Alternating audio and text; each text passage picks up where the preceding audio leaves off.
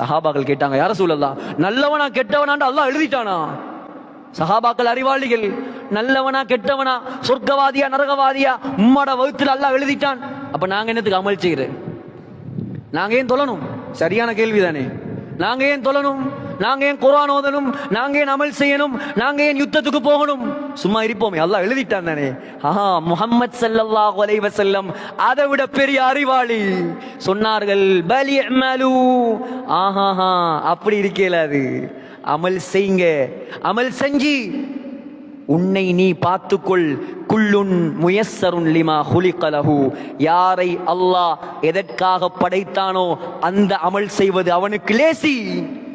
நீ சொர்க்கவாதியாக இருந்தால் சொர்க்கத்துடைய அமலை செய்வது உனக்கு லேசி.